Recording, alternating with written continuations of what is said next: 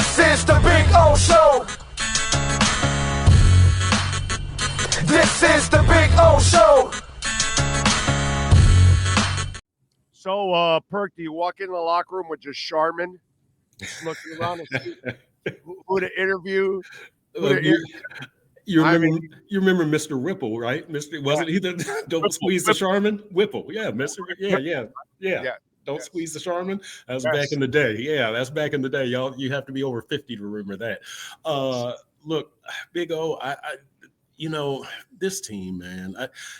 I've concluded they just aren't that good, Big O. We can talk about the cold weather and them being soft and all that.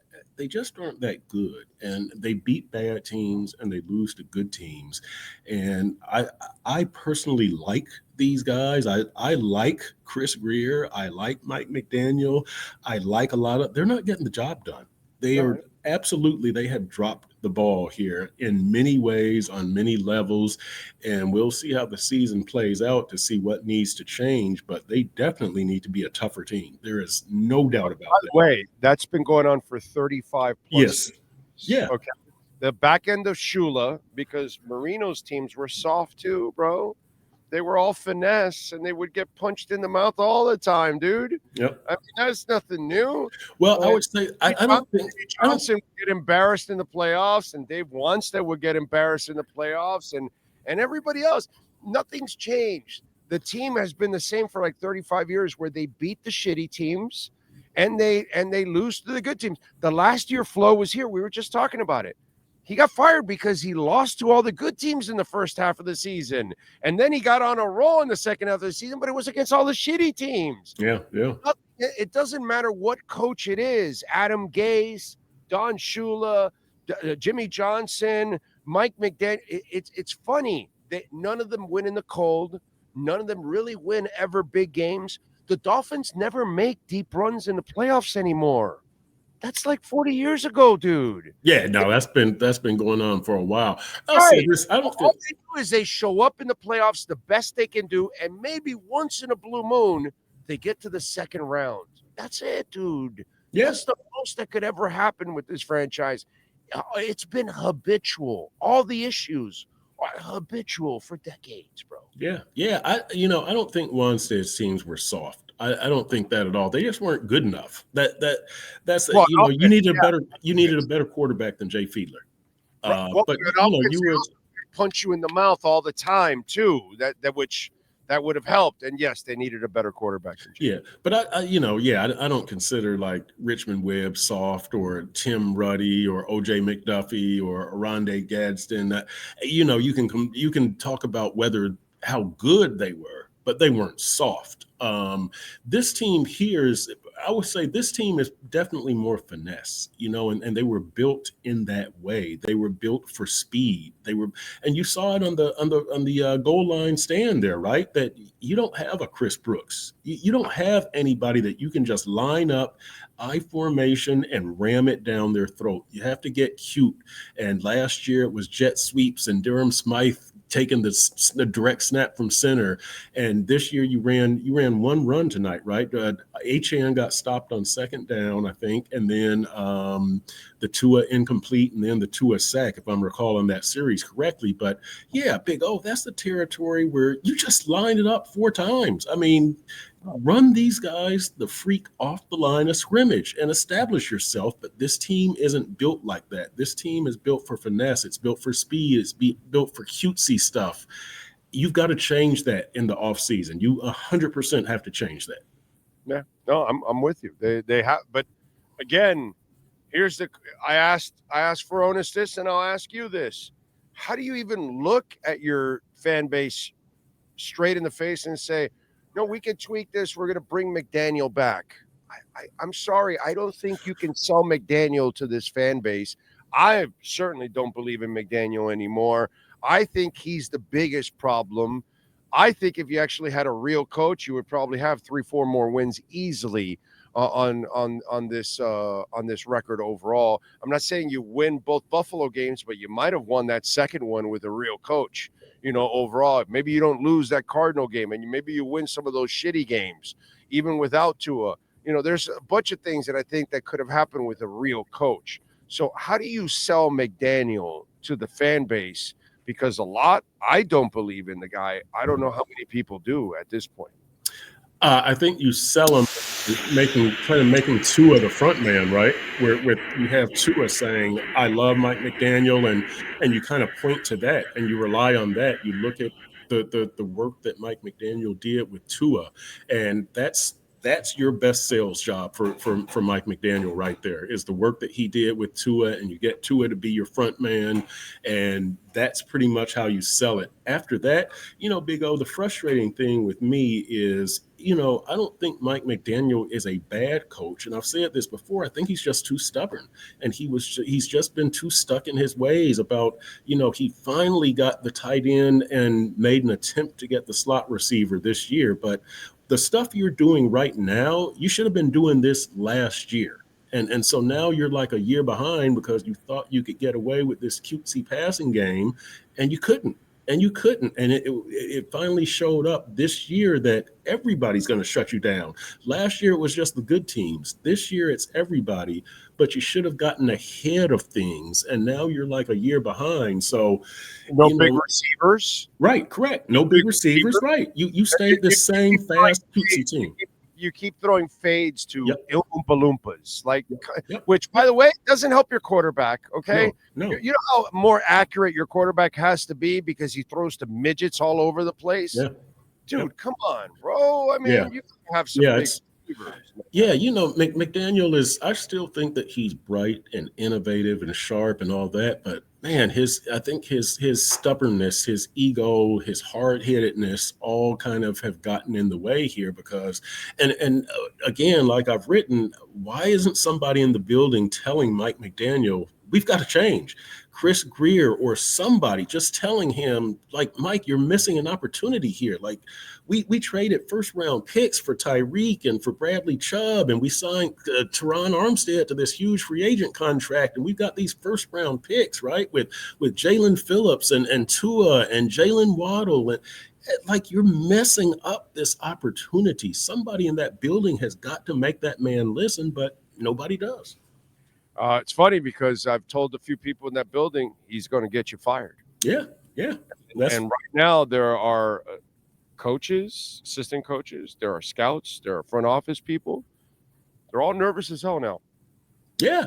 Look, you've got to be. You've got to be because they could easily blow him out and the front office. And when they bring new people in, you think all these people are going to survive? No, bro. A lot of these people are going to go. And so right now there's a lot of nervous people in that building because they know in the building that Mike McDaniel's not the guy, by the way. They know. The people that I've talked to, people like Mike. People like Mike. There's nobody clamoring for like Mike Dave too, bro. Oh no, I know. Look, Big O, I know. But in fact, I love Dave Wannstedt. He is a really nice man, bro. Yep, sure He's is. A good human being. Yep. Do you want him as your head coach? Nope. And look, the thing with McDaniel is that you again, if you get rid of Mike, what are you going to do with Chris Greer? Because that's only part of the problem, right? So are you going to clean house? And so now the new coach and new GM have got to want to work with Tua. And if you're going to clean house, salaries and all those salaries. Yes, that's it, Big O. If you're going to clean house, do you really need Tyreek and Waddle? I mean, look at what Kansas City did. They got 5 for 1 for Tyreek and then won back-to-back Super Bowls. Hey, dude, you're on the show that got hammered for saying, do not guarantee Tyreek any money. Let him go after this season, part ways, and I got killed. Just like I got killed after X had the 10 interceptions, and I said, now's the time. Trade him now. Yeah. And there you go. So, that's, so I would not have guaranteed him that money, and now they're stuck with him for another season. Yeah. It's going to be they can't get rid of him until after 20. Right. I mean, or you take pennies on the dollar. You get ripped off. Yeah, so. They're not going to do that because then they're going to have to release other people because of acceleration of that cap. Yep. Cap money.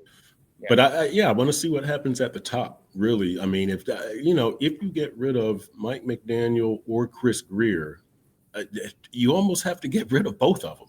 And then what happens with Tua? Right. So it's you really have to see how the rest of the season unfolds to me before we can say what we would do here on November 29th.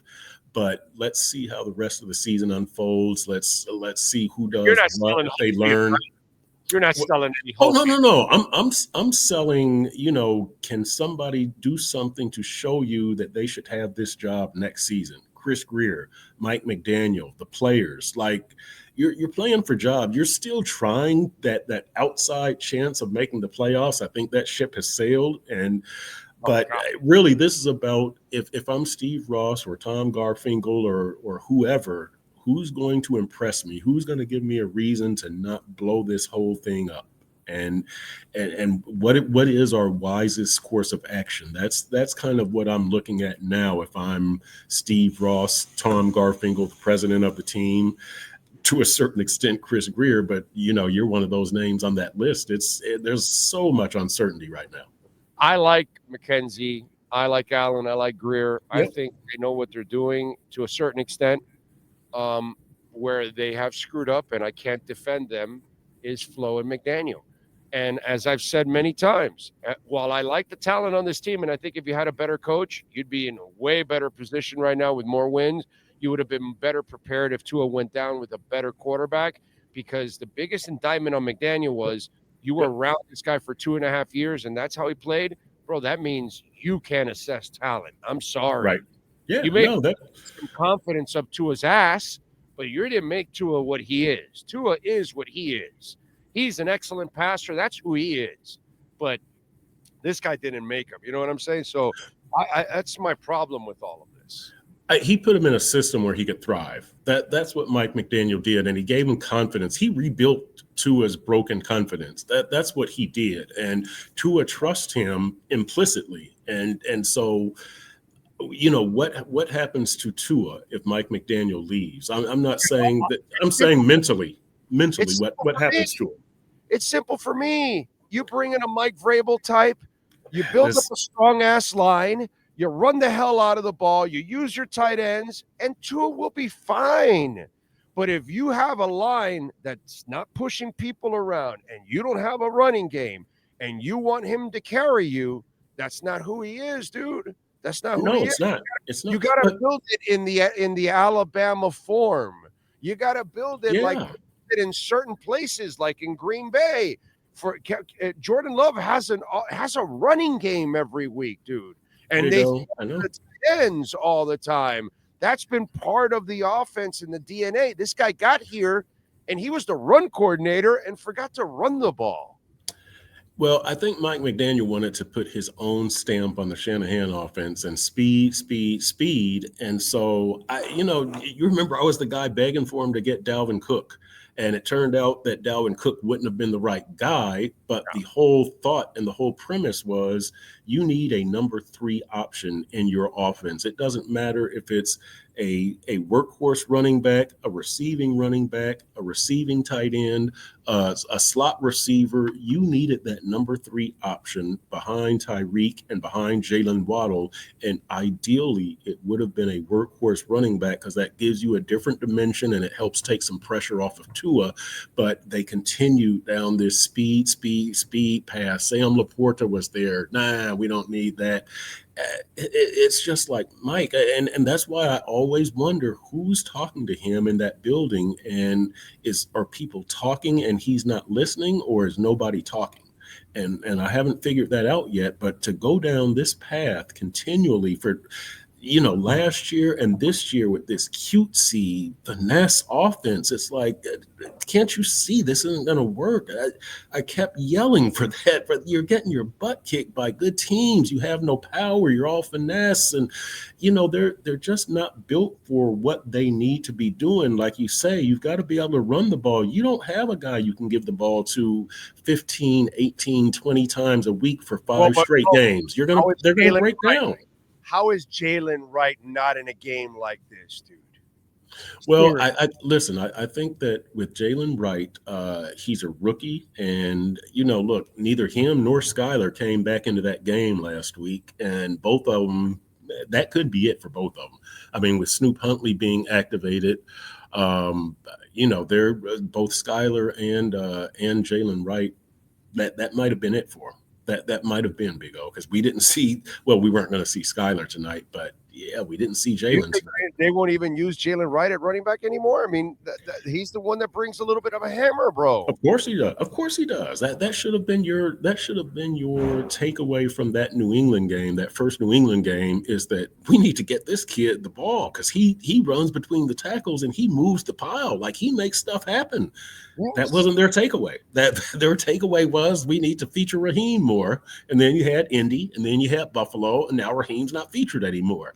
And it's just like, who's running the show there? Like, what are y'all looking at? But McDaniel loves that cutesy. He was just determined that speed and finesse, and this is the way we're going to play. This is the way we're going to win. And it's like, you're not winning anything. You're going to beat a bunch of bad teams. That's it. Yeah, that's it. That is it. You're right about that. Follow him on Twitter, by the way, at Chris Perk. Chris, what do you got going on in the Sun Sentinel, sir? Oh boy, it's the Jordan Brooks comment after the game that the team is soft and that the weather affected them. I'm gonna dive into that. Jordan Brooks, I thought it was interesting. He was the only player who said that weather affected him. The guy from Texas. I'm from Texas, but Poyer said no. Zach Sealer said no. Kendall Lamb said no. So I thought that's interesting, and I don't know exactly why he said it, but he had to have good reason. I don't know why he's the only player who said it.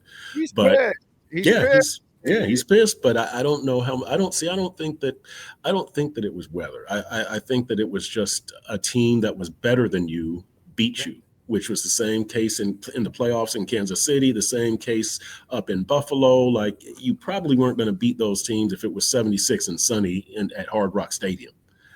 So, but I'm going to delve into that, because I think it's fascinating that a player would say that so publicly and on the record with cameras turned on. By the way, Big O, is it just me, or have there been a lot of people saying that their team is soft lately? Jared Mayo, Malik Neighbors, right? I think there was one more player who said that his team was soft. That's kind of going around right now. Well, it's the truth. And yeah. It's the truth. You at least you're man enough to say it. That was the fun part.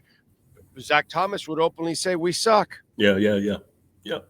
It was beautiful. It was one of those things like, okay, well, he's saying exactly what we're thinking. Yeah. And it was just one of those things. What are you going to do? At least you're being honest about it. And they were soft. Yeah. And they got punched in the mouth again. And they crumbled like they've been doing for nearly 40 years, bro. It doesn't matter if it's the Dolphins and the Patriots, and the Dolphins are trying to get back to beating the Bears, and there's 4 fumbles in the game. And you lose to an inferior Patriot team that lost by 50 points in the Super Bowl, that had no reason to be there, but the Dolphins choked away that. And you think about Marino's greatest moments, they're all bad. It's that against the Bills in the 90s. It's 62-7. He has so much heartache. When he got to the Super Bowl against the Niners, the Niners were 100 times better than the Dolphins. They dominated them on the line, defensively and offensively. Why? Because they were tougher. This has been going on forever, dude. Forever. Yeah. The Dolphins, they you know what, Big O, they really do need a good GM, and he puts in a system, an Ozzie Newsome type, and you recruit to the system. No matter who the head coach is, whatever, you recruit to that system. The Steelers, right, exactly.